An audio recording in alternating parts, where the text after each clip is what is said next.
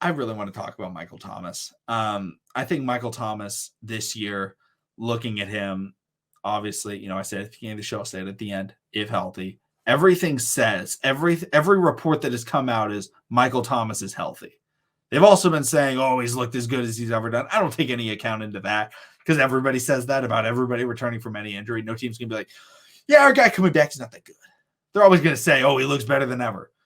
But they are saying he's healthy. That's the biggest thing. And I believe that Michael Thomas will be top 5 in receiving this year. Now, why do I say that? He's playing with Jameis Winston. And I fully believe Michael Thomas is still one of the best wide receivers in the NFL. I think this year he will be back in that top 10, wide receivers in the NFL. Now, I don't think he'll be top 5 just because he is going to be a little bit older. But Michael Thomas is going to be a very good route runner. And Jameis Winston loves to throw the football to a main target. Mike Evans and Chris Godwin each had top 5 wide receiver seasons with Jameis Winston. It was like, oh, Mike Evans got hurt. All of a sudden, Chris Godwin, wide receiver 1. And Jameis just flinging it to him. Michael Thomas, I think, is a better receiver than – I don't think he's better than Mike Evans right now. But I think he's better than Chris Godwin was. And Chris Godwin was number 3 in the NFL in receiving. And he's going to be open. And teams aren't going to be able to focus on him as hard because they actually have a wide receiver 2 and a wide receiver 3. Jarvis is a 3, fine. I don't think it's a horrible spot for him. I think he's better than some other wide receiver 3s. I think Chris Olave is going to really step up and be good. But they also have Alvin Kamara. And it's going to be a situation where, like, Jameis Winston's like, wow, I got options. But Michael Thomas is going to be open. I think that's the thing is, like, Mike Evans is a very different player than Michael Thomas because Mike Evans is just throw it to him. He's the best jump. I think he's the second best jump ball wide receiver in the NFL. You can just throw it to him. Michael Thomas is, I'm going to run a route. I'm going to be open, and I've got sure hands. I don't care if it's a slant route and I run it 38 times a game. I'm going to catch that football. That's what Drew Brees did, and he was a check down every time. And I think Michael Thomas coming into the year is going to be very slept on. I think the majority of his work will be at the beginning of the year because I think then teams are going to be like, shucks, he's back. No, we were really hoping he wasn't back. And then he's going to be back. And then at the end of the year, it's going to be Alvin Kamara. It's going to be Chris Olave really stepping up. But like Michael Thomas was just a consistent, oh yeah, this guy is on pace to be one of the best receivers in history based off of how dominant he was. I mean, he put up 149 receptions and 1,700 yards. 149 receptions. That's more than Cooper Kupp had last year. That's more than Cooper Kupp had last year. And everyone watched Cooper Kupp and they were like, oh my gosh, this guy's insane. And Cooper Kupp's playing with Sean McVay. I understand that Michael Thomas was Sean Payton, but he was also with Noodle Arm Drew Brees. All of a sudden, Michael Thomas, can run a deep route. Maybe not deep, but 25 yards down the field. And Jameis Winston can get it there. I think whether or not he's a top 5 receiver, I don't think he will be. But I think he's going to be top 5 in yards because Jameis Winston, the last time he played a full season, threw for 5,000 passing yards. Michael Thomas is going to get his yards. And Michael Thomas is going to be the one there. I think Olave is great. I think Olave is a really good player.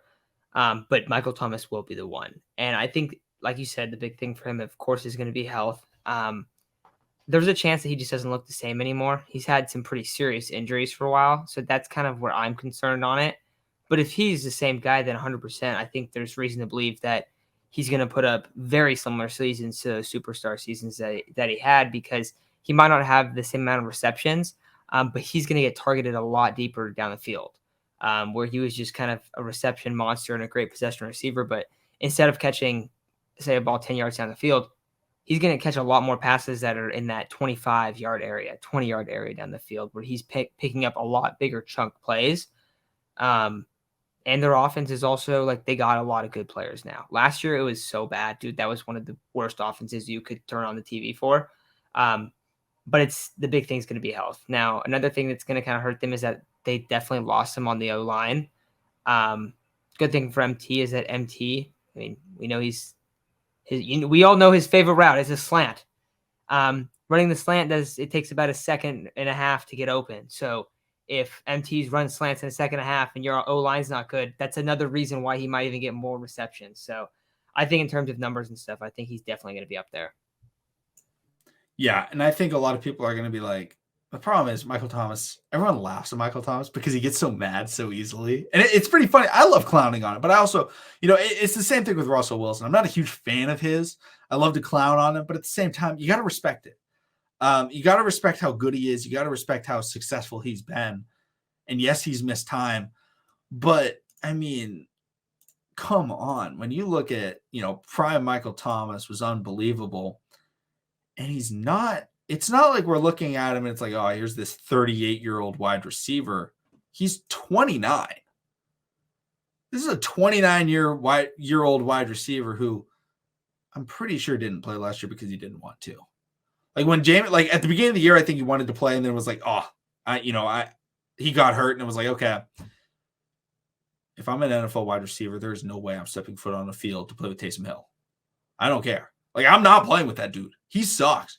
Like, I was hating on Davis Mills. Bro, I'm playing for Davis Mills. Like, I'm playing with him.